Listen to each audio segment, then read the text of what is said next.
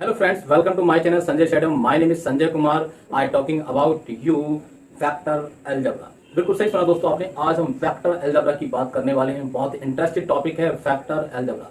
क्या दोस्तों आपको ये पता है कि यदि हम किसी व्यक्ति से उसका एड्रेस पूछे कि बताइए आपका एड्रेस क्या है, आपका क्या लोकेशन है, यदि वो आपको केवल और केवल मैग्नीट्यूड बताए, ना कि उसकी डायरेक्शन बताए, अगर आपको पता है कि मेरा घर यहाँ से 5 किलोमीटर की डिस्टेंस पर है, कितनी डिस्टेंस पर है, 5 किलोमीटर की डिस्टेंस पर है, केवल और केवल वो परिमाण की बात कर रहा है, यानी कि मैग्नीट्यूड की बात कर रहा है, तो क्या दोस्तों आप उसकी मकान की सही स्थिति जान सकते हैं, सही लोकेशन जान सकते हैं कि 5 किलोमीटर की डिस्टेंस पर है और आप बिल्कुल वहां पर आसानी से पहुंच जाएंगे? नहीं दोस्तों, नहीं पहुंच पाएंगे। क्यों नहीं पहुंच पाएंगे, इसको मैं आपको समझाता हूँ। यदि मैं मानता हूं ये पॉइंट है हमारा और इस पॉइंट पर हम भी खड़े हैं और वो व्यक्ति भी खड़ा है जिसकी मैं बात कर रहा हूं, उसके एड्रेस की, ठीक है। यदि मान लिया वो व्यक्ति राम है और मैं हूं, तो हम दोनों एक पॉइंट पर खड़े हैं। मैं उससे बोल रहा हूं कि आपका मकान बताइए कहां पर है, यानी कि आपका घर कहां पर है। वो बताता है कि मेरा घर यहां से 5 किलोमीटर की डिस्टेंस पर स्थित है, 5 किलोमीटर दूर है, ठीक है। यदि मैं उस 5 किलोमीटर को एक रेडियस मान लूं, रेडियस मतलब त्रिज्या मान लूं, ठीक है, और त्रिज्या मान के इस प्रकार से और एक सर्किल बना, ऐसे करके एक सर्किल मैंने बना दिया है, ठीक है दोस्तों। इस प्रकार से मैंने एक सर्किल बना दिया, तो क्या मैं एग्जैक्ट उसकी मकान की लोकेशन प्रेस कर सकता हूं? नहीं कर सकता। आपको बहुत ज्यादा परेशानी पड़ेगी, क्योंकि आपके पास सिर्फ मैग्नीट्यूड है, डायरेक्शन नहीं है, ठीक है। तो डायरेक्शन नहीं है, यहाँ पर मैं ए पॉइंट मान लूं, यहाँ पर बी मान लूं, यहाँ पर सी, ये डी पॉइंट है हमारे पास, ये ई पॉइंट है, ठीक है, A B C D E F G और एच। हम देख रहे हैं कि कुछ पॉइंट हमारे पास है, तो हम देखेंगे उसका मकान किसी न किसी पॉइंट पर तो होगा, ठीक है। यहाँ से 5 किलोमीटर, यहाँ से 5 किलोमीटर की रेडियस है ये, तो 5 किलोमीटर यहाँ भी हो सकता है मकान, यहाँ पर भी हो सकता है उसका मकान, यहाँ पर भी, यहाँ भी, यहाँ भी, यहाँ पर भी और यहाँ पर भी। केवल उसने मैग्नीट्यूड बताया, डायरेक्शन नहीं बताई है, डायरेक्शन की बात नहीं की है, तो आप उसके मकान पर एग्जैक्ट नहीं पहुंच पाओगे। अगर पहुंचोगे भी तो आपको बहुत ज्यादा परेशानी उठानी पड़ेगी। कैसे कि आप इसी पॉइंट से 5 किलोमीटर इधर जाएंगे, नहीं मिला, फिर 5 किलोमीटर ऐसे जाएंगे, फिर इस प्रकार से, फिर इस प्रकार से, फिर इस प्रकार से, तो किसी न किसी पॉइंट पर तो उसका मकान स्थित होगा ही, ठीक है। तो लेकिन क्या पता लास्ट वाले इस वाले पॉइंट पर मकान है और आप ऐसा करके यहाँ से इस प्रकार से चलते चले जा रहे हो, या इधर से जा रहे हो, इस प्रकार से मकान यहाँ पर है, तो सबसे लास्ट में इनकी बहुत ज्यादा मेहनत करनी पड़ेगी आपको, काफी समय आपको उसको खोजने में लग जाएगा। यदि व्यक्ति को वहां पर उसके मैग्नीट्यूड की जगह, यानी कि मैग्नीट्यूड के साथ साथ उसकी डायरेक्शन भी अगर पता है, वो व्यक्ति यदि आपसे कह रहा है कि भाई मेरा मकान जो है वो 5 किलोमीटर ईस्ट डायरेक्शन में है या वेस्ट डायरेक्शन में, ठीक है, हम कह रहे हैं कि उसकी जो डायरेक्शन है वो नॉर्थ में बता रहा है, ठीक है, किसमें बता रहा है, 5 किलोमीटर नॉर्थ में बता रहा है, तो भाई इस पॉइंट पर हमें पता है ये इस प्रकार से डायरेक्शन तो हमें पता है, ठीक है, ये ईस्ट, ये वेस्ट, ये नॉर्थ और ये साउथ। तो 5 किलोमीटर जहां पे खड़ा है वहां से अगर नॉर्थ डायरेक्शन में बता रहा है, तो इसका मतलब 5 किलोमीटर यहाँ पर उसका मकान है। हम सीधा सीधा उस डायरेक्शन में चले जाएंगे, उसके मकान को हम खोज लेंगे। बात समझ में आ रही है नहीं? तो दोस्तों आज हम बात करने वाले हैं कुछ ऐसी ही इंटरेस्टेड बातों की, और इसलिए आप हमारी इस वीडियो में एंड तक जुड़े रहना। यदि अभी तक आपने हमारे इस चैनल को सब्सक्राइब नहीं किया है तो चैनल को सब्सक्राइब कर लें। सब्सक्राइब के पास में जब बेल आइकन उसको भी प्रेस कर देना, जिससे कि हमारी जितनी वीडियो बनेंगे नोटिफिकेशन आपके पास तक पहुंच जाएगा। दोस्तों मैं आपको वीडियो में आगे बढ़ने से पहले यह भी बताना चाहता हूं कि आज की जो हमारी वीडियो है ये क्लास 11 के लिए भी बहुत ज्यादा इंपॉर्टेंट है, ठीक है, और क्लास 11 की फिजिक्स के लिए और बीएससी फर्स्ट ईयर की जो फर्स्ट सेमेस्टर है उसमें जो फर्स्ट बुक है उसके लिए भी वेरी वेरी इंपॉर्टेंट है दोस्तों। और जीआईसी का जो एग्जाम है, जीआईसी प्रवक्ता फिजिक्स मेंस एग्जाम जो होगा उसके लिए भी वेरी वेरी इंपॉर्टेंट है, और आश्रम पद्धति के एग्जाम के लिए भी वेरी वेरी इंपॉर्टेंट आज की हमारी वीडियो है दोस्तों। इसलिए हमारी वीडियो में आप एंड तक जुड़े रहना, ज्यादा से ज्यादा अपने दोस्तों को जोड़ना हमारे चैनल पर, और हमारे इन वीडियोज को आप अपने दोस्तों को ज्यादा से ज्यादा शेयर करना, वीडियो को लाइक जरूर करना दोस्तों लास्ट में, और वीडियो में कमेंट भी जरूर लिख के बताना कि हाँ वीडियो कैसी लगी आपको। तो बात करते हैं वेक्टर अलजेब्रा की। दोस्तों वेक्टर अलजेब्रा के बारे में मैंने आपको जैसे बताया वहां पर कि मैग्नीट्यूड अगर हमारे पास है तो कहीं कहीं कुछ जो हमारी फिजिकल क्वांटिटीज होती हैं, यानी कि जो भौतिक राशियां होती हैं, वहां पर डायरेक्शन की आवश्यकता नहीं होती है, केवल और केवल मैग्नीट्यूड की आवश्यकता होती है, ठीक है। लेकिन कुछ हमारी फिजिकल क्वांटिटीज ऐसी भी हैं जहां पर मैग्नीट्यूड के साथ साथ हमें डायरेक्शन की भी आवश्यकता होती है, ठीक है। बिना डायरेक्शन के हम वहां पर उसको नहीं जान पाते दोस्तों। इसलिए हम उन फिजिकल क्वांटिटीज को 2 भागों में बांट देते हैं। कितने भागों में बांट देते हैं? 2 भागों में बांट देते हैं, जिसके अध्ययन के लिए फर्स्ट पार्ट होता है हमारा स्केलर क्वांटिटीज, दूसरा पार्ट होता है हमारा वेक्टर क्वांटिटीज। हम बात कर रहे हैं स्केलर क्वांटिटीज की और वेक्टर क्वांटिटीज की, जिसको हिंदी में कहते हैं दोस्तों। स्केलर क्वांटिटीज को हम हिंदी में कहेंगे, क्या कहेंगे? अदिश राशियां। और वेक्टर क्वांटिटीज को हम क्या कहेंगे? उसको कहेंगे सदिश राशियां। तो दोस्तों कुछ अदिश राशियां होती हैं, कुछ सदिश राशियां होती हैं। तो ये अदिश राशियां क्या होती हैं और ये सदिश राशियां क्या होती हैं, आइए इनके बारे में समझते हैं। बात करते हैं यहाँ पर सबसे पहले स्केलर क्वांटिटी। किसकी बात करते हैं? Scalar quantities. ठीक है, क्वांटिटीज। तो दोस्तों स्केलर जो क्वांटिटीज होती हैं यानी कि अदिश राशियां जो होती हैं वो कौन कौन सी होती हैं या किससे हम ये कहते हैं? दोस्तों यहाँ पर देखते हैं कि ऐसी राशियां या ऐसी क्वांटिटीज, ठीक है, ऐसी क्वांटिटीज जिनमें केवल और केवल हमें मैग्नीट्यूड की आवश्यकता होती है। यानी कि कुछ ऐसी हमारी क्वांटिटीज होती हैं जिनमें केवल और केवल किसकी आवश्यकता होती है? मैग्नीट्यूड की आवश्यकता होती है। तो इस प्रकार की जो क्वांटिटीज हैं वो हमारी स्केलर क्वांटिटीज कहलाती हैं। क्या कहलाती हैं? Scalar quantities. जैसे एग्जाम्पल हमारा इसमें हम ले सकते हैं, ठीक है, टाइम की बात कर सकते हैं, टाइम भी हमारी स्केलर क्वांटिटीज है। डिस्टेंस की बात हम कर सकते हैं, डिस्टेंस भी हमारी स्केलर क्वांटिटीज है। ठीक है, और हम स्पीड की बात कर सकते हैं, यहाँ पर स्पीड भी हमारी स्केलर क्वांटिटीज है। इस प्रकार की कुछ हमारी राशियां हैं, कुछ ऐसी क्वांटिटीज हैं जो हमारी कैसी हैं? Scalar quantities. इनमें केवल और केवल किसकी आवश्यकता होती है? मैग्नीट्यूड की यानी कि परिमाण की ही जरूरत पड़ती है, डायरेक्शन की आवश्यकता नहीं पड़ती। बात समझ रही है नहीं? किस प्रकार से? जैसे मैंने अभी आपको शुरू में वीडियो स्टार्ट होते ही मैंने आपको एक बात बताई थी यहाँ पर कि यदि कोई व्यक्ति हमें बता रहा है कि 5 किलोमीटर की डिस्टेंस, अगर मैं उससे वो बात उसकी तब सही थी जब मैं केवल और केवल उससे बात करता, कहता कि भाई आपका मकान यहाँ से कितनी दूर है, तो वो बताता कि भाई मेरा घर जो है यहाँ से 5 किलोमीटर दूर है। ठीक है, कितनी डिस्टेंस पर है? 5 किलोमीटर की डिस्टेंस। तो डिस्टेंस की जो बात आ गई वहां पर वो मैग्नीट्यूड को शो कर रहा है। तो इसका मतलब है कि ये जो हमारी राशि है उस कंडीशन में वो हमारी स्केलर क्वांटिटी है। लेकिन अगर मुझे उसके घर पर जाना है, मुझे पहुंचना है उसके घर पर, मैं उससे कह रहा हूँ कि बताइए आपका मकान कितनी दूर है भाई यहाँ से बताओ, तो वो कहेगा कि 5 किलोमीटर दूर है, लेकिन डायरेक्शन नहीं बता रहा। तो मैं 5 किलोमीटर की दूरी पर इस प्रकार से एक रेडियस मानकर चारों तरफ एक सर्किल बनाऊंगा और सर्किल पर हम देखूंगा कि कहीं ना किसी पॉइंट पर उसका मकान है। तो मुझे उस पॉइंट से बार बार दूसरे पॉइंट को चेंज करते रहते इस प्रकार से जाना है और बहुत ज्यादा मेहनत करनी पड़ेगी, तब जाके मैं कहीं बहुत थक हार के उसके मकान को खोज पाऊंगा। लेकिन वहां पर जो मैं खोज रहा हूं इस प्रकार से, ठीक है, मैं जो चाह रहा हूं एक पॉइंट से दूसरा पॉइंट उसका मकान है और पहला पॉइंट जो है वो उसका मतलब वो पॉइंट है जहां पर उसको बता रहा है। ठीक है, तो उस कंडीशन में इन दो पॉइंट की जो बीच की मिनिमम डिस्टेंस को मैं डिस्प्लेसमेंट कहता हूं या डिस्प्लेसमेंट कहा जाता है। ठीक है दोस्तों, तो डिस्प्लेसमेंट जो होता है ये बताए, इस डिस्प्लेसमेंट के लिए हमें जानने के लिए डायरेक्शन की भी आवश्यकता पड़ेगी। हमें डिस्टेंस के साथ साथ किसकी जरूरत पड़ेगी? डायरेक्शन की भी आवश्यकता पड़ेगी। अगर हम डायरेक्शन की बात करें, वो कहे कि मेरा मकान यहाँ से 5 किलोमीटर नॉर्थ डायरेक्शन में है, तो मैं 5 किलोमीटर उस पॉइंट से नॉर्थ डायरेक्शन में जाऊंगा तो उसके मकान पर पहुंच जाऊंगा। तो अब मैं वहां उस पॉइंट से उस पॉइंट तक गया, तो ये क्या हो गया? डिस्प्लेसमेंट हो गया मेरा।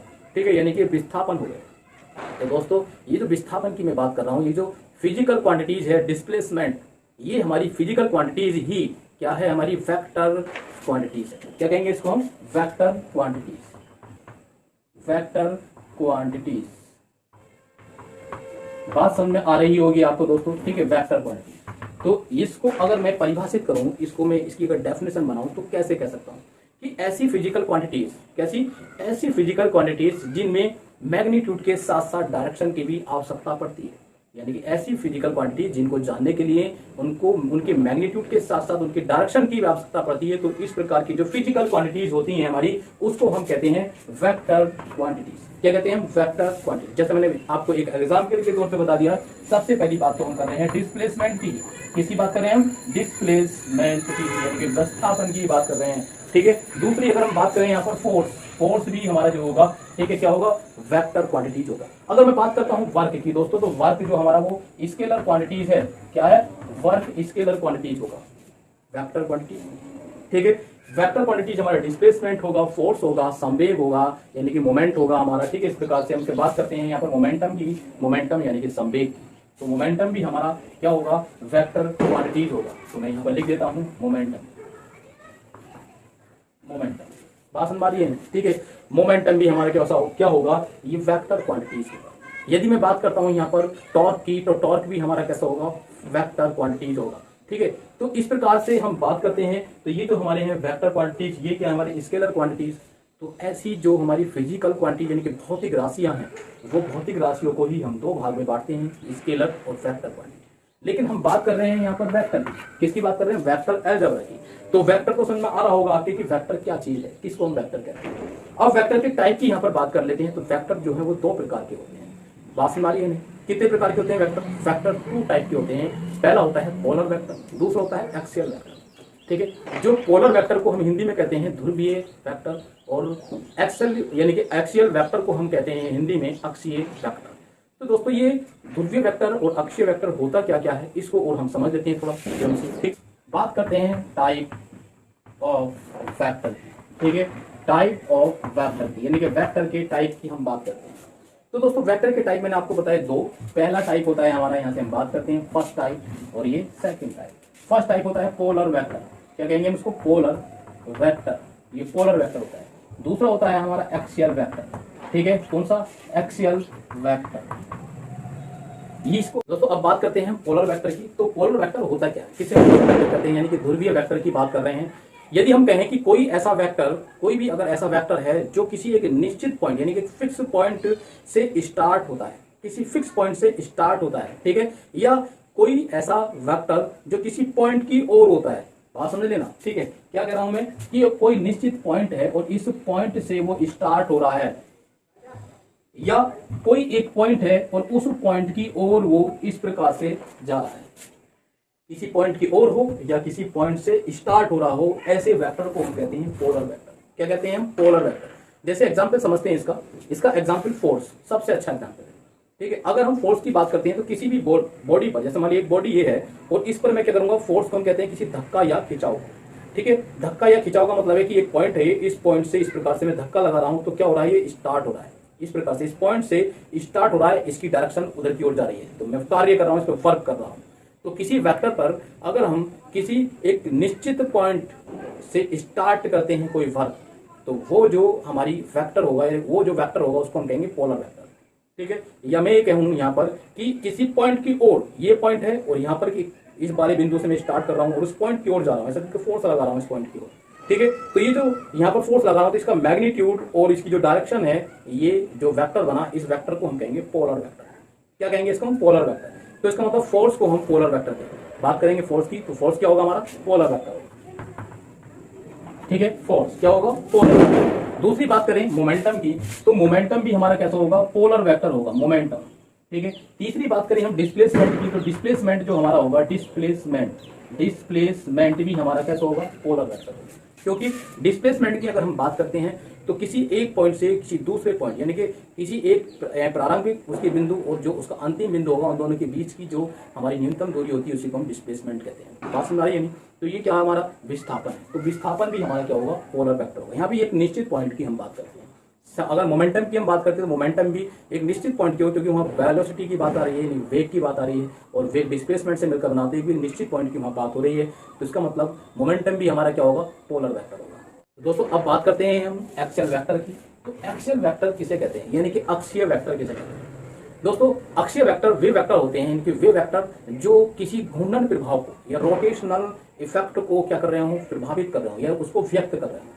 किसी रोटेशनल इफेक्ट को अगर शो कर रहे हैं कोई वेक्टर, ठीक है, तो वो जितने भी वेक्टर होंगे उन वेक्टर को हम कहेंगे एक्सियल वेक्टर। कहने का मतलब यहाँ पर है कि अगर कोई वेक्टर किसी एक्सिस के अलोंग रोटेशन को व्यक्त कर रहे हैं, उसको शो कर रहे हैं, तो ऐसे जो वेक्टर होंगे हमारे, उन वेक्टर्स को हम कहेंगे एक्सियल वेक्टर। जैसे एग्जांपल टॉर्क, जो टॉर्क होता है, टॉर्क की अगर हम बात करते हैं तो कि एक फिक्स एक्सिस होती है, किसी बॉडी को उसी की किसी अक्ष के सापेक्ष रोटेट कराना होता है, ठीक है। इस प्रकार से हम रोटेट कराते हैं, कोई फोर्स लगाते हैं, उस फोर्स को लगा के ऐसे करके रोटेट करा रहे हैं, तो ये रोटेशन जो शो कर रहा है, ठीक है ना, ये वेक्टर हमारा, ये वेक्टर कौन सा, फिजिकल क्वांटिटीज है यहाँ पर टॉर्क यानी कि बल आघूर्ण, ये फिजिकल क्वांटिटीज हमारी एक्सियल वेक्टर क्या कहलाएगी, एक्सियल वेक्टर। यहाँ जो एंगुलर वेलोसिटी होती है वो भी हमारी एक्सियल वेक्टर को ही रिप्रेजेंट करती है।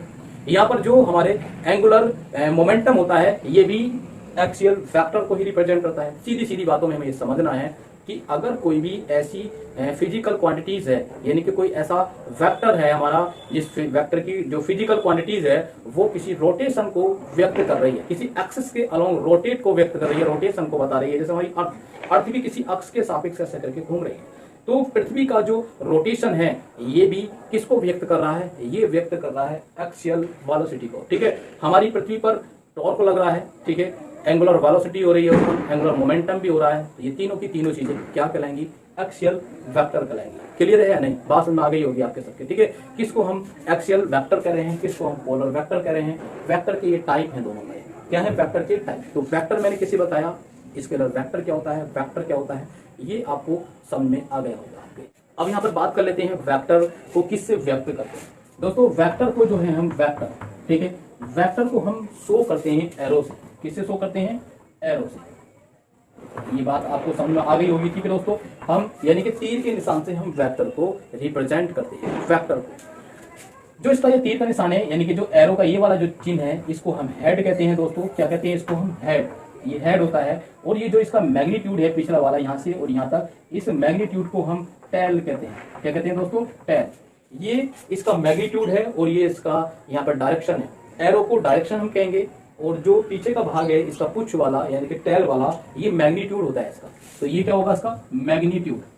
ये मैग्नीट्यूड होगा यानी कि परिमाण होगा। और ये हेड जो है इसका, ये डायरेक्शन होगा। डायरेक्शन, ठीक है, डायरेक्शन, ये डायरेक्शन को शो करता है। तो यहाँ पर हमें परिमाण के साथ साथ डायरेक्शन की आवश्यकता हो रही है, इसलिए हम इसको वेक्टर कह रहे हैं। वेक्टर को हम एरो से रिप्रेजेंट करते हैं। अगर मैं बात कर रहा हूँ फोर्स को, तो फोर्स को अगर वेक्टर के रूप में लिख रहा हूँ तो दोस्तों फोर्स को इस प्रकार से मैं लिखूंगा, यानी कि वहां पर एरो का निशान लगा दूंगा उसके ऊपर। अगर मैं बात कर रहा हूँ एसिलेशन की, तो एसिलेशन के लिए एसिलेशन को ए से रिप्रेजेंट करते हैं। और एसिलेशन जो होता है, एसिलेशन का मतलब तुरंत जो होता है, वो हमारी वेक्टर क्वांटिटीज होती है। तो इसको मैं वेक्टर के रूप में अगर लिखूंगा तो दोस्तों इसके ऊपर मैं एरो का साइन लगा दूंगा। यानी कि जो भी फिजिकल क्वांटिटीज है हमारी, यानी कि जैसे वेलोसिटी की मैं बात कर रहा हूँ, वेग की बात कर रहा हूँ, तो वेग भी हमारा क्या होगा? एक वेक्टर क्वांटिटीज है। तो वेग को यानी कि वेलोसिटी को मैं वी लिखकर उसके ऊपर एरो का साइन लगा दूंगा, तो ये हमारा वेक्टर फॉर्म हो जाएगी। ठीक है, वेलोसिटी की क्या हो जाएगी? वेक्टर फॉर्म हो जाएगी। तो दोस्तों यही वेक्टर कहलाते हैं, इसी को हम वेक्टर कहते हैं। ये क्या है? वेक्टर। दोस्तों आज की वीडियो में सिर्फ इतना ही। वीडियो वरना बहुत ज्यादा बड़ी हो जाएगी। अगली वीडियो में मैं लेकर आऊंगा कि वेक्टर को किस प्रकार से क्लासिफाइड किया जाता है, वेक्टर को किस प्रकार से जोड़ा या घटाया जाता है। ठीक है नहीं, क्योंकि इसकी क्लासिफिकेशन पढ़ने के साथ साथ इसका जोड़ना और घटाना भी हम पढ़ेंगे कि वेक्टर को कैसे हम घटाएंगे, कैसे हम जोड़ेंगे। बहुत इंपॉर्टेंट इंटरेस्टेड ये चैप्टर है दोस्तों, इसलिए आप हमारे चैनल पर जुड़े रहना। और यदि अभी तक आपने हमारे चैनल को सब्सक्राइब नहीं किया है तो चैनल को सब्सक्राइब जरूर कर लेना। और सब्सक्राइब के साथ साथ बेल आइकन दिया होगा, उसको भी प्रेस कर देना, जिससे कि हमारी जितनी वीडियो बनेंगे उनका नोटिफिकेशन आपके पास तक पहुंच जाएगा और आप उन वीडियो का लाभ उठा पाएंगे। दोस्तों जुड़े रहना हमारे चैनल से अपनी तैयारी के लिए, चाहे वो क्लास 11th हो, चाहे वो क्लास 12th हो, चाहे वो बीएससी की क्लास हो, चाहे एमएससी की क्लास हो, या फिर चाहे लेक्चर ऑफ फिजिक्स आपका कोई कॉम्पिटिटिव एग्जाम, जैसे आपका अभी जीआईसी का एग्जाम आ रहा है और आश्रम पद्धति का एग्जाम आ रहा है। इन दोनों के मेंस एग्जाम के लिए मैं यहाँ पर आपको तैयारी कराऊंगा। और दोस्तों जो भी मैं डेफिनेशन बोलता हूँ, समझाता हूँ, तो वो डेफिनेशन आप लिखते रहना, अपनी कॉपी में नोट करते रहना और अपने नोट्स प्रॉपर बनाते रहना, उनको रिवाइज करते रहना, जिससे कि आप जल्दी से जल्दी सफल हो जाएं। ये मुझे पूरी उम्मीद है, आप पे विश्वास भी है कि आप सफल होंगे और मैं उसकी आपकी सफलता में कुछ ना कुछ योगदान थोड़ा बहुत तो जरूर निभाऊंगा। तो दोस्तों मिलते हैं अपनी नेक्स्ट वीडियो में, तब तक के लिए बाय।